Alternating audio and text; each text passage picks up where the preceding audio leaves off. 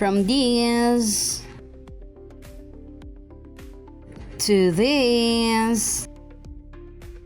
Hello universe, this is Turks Vlog, yung torka natin na hindi matangos ang ilong. For today's video guys, gagawa tayo ng gawaing bahay. Yun na nga no, nakikita niyo naman sa akong video kung gaano kalinis ito talaga. Babalik na rin na lang natin. Ako kasi yung klase ng tao na kung ano yung gusto kong gawin, gagawin at gagawin ko talaga yun. Kasi nakikita ko naman na talagang masakit na talaga ito sa mata yung mga nakikita ko dito at kailangan na talaga itong linisan. Unang-una ko talaga nilagay dito is yung linoleum o floor mat. Floor mat kasi yan ang tawag sa amin dito sa mga Bisaya. Sa Tagalog nakikinig ako, linoleum yung tawag nila. Iwan ko bakit ganun, pero dito sa amin is floor mat siya. So yun na nga no, kinuha ko muna yung mga gamit sa ibabaw. Kinuha ko yung mga kaldero at kung ano-ano pang nakalagay nandyan. At yun nga, pinunasan ko kasi marami talagang kanin. Iwan ko ba't ganun. At yan na nga, baka magtataka kayo no, na sabi ko kanina linoleum yung nilagay ko, hindi naman yan linoleum. Plastic epoxy yan kasi nagbili ako sa Shopee ng 2 kilo ay ang akala ko kakasya diyan lahat. Yung resulta niya hindi pala. Nagiging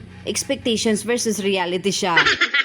Dapat pala kasi yung lalagyan mo na semento is dapat naka-plain siya o yung very soft. Iyan kasi hard siya. Maraming mga bato-bato na hindi talaga siya plain. Kaya yun yung nangyayari. Kaya yan, papalitan na lang natin yan ng bagong linoleum ngayon. Nagbili ako sa lungsod na ng linoleum, yung mga 3 metro lang siguro kasi yun yung kasya niyan. At yan, yung una kong ginawa is pinunasan ko, lininisan ko kasi gusto ko talaga malinis bago ko ilagay yung linoleum niya na bago. Mga kaibigan, wag nyo na lang sana intindihin niya maitim dyan kasi yung una talaga hindi naman kami gumagamit ng gas stove. Yung gamit namin is kahoy. Alam nyo naman sa probinsya maraming kahoy dito sa amin, hindi ito binibili, libre lang, kukunin mo lang yan din dyan sa likod bahay nyo, marami ka ng kahoy na makukuha, kaya yun yung gamit namin.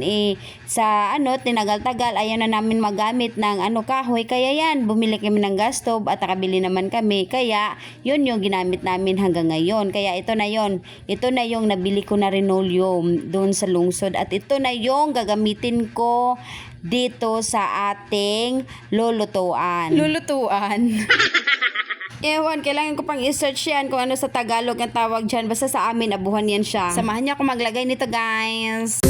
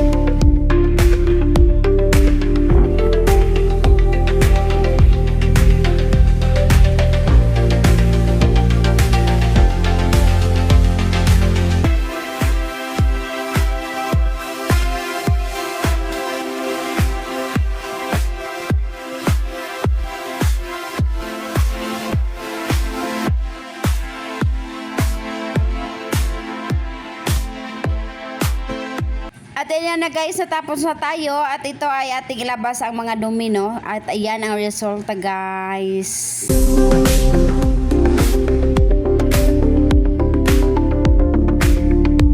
Salamat po sa support at panonood. Abangan muli ang aking video. Thank you for watching. Take care.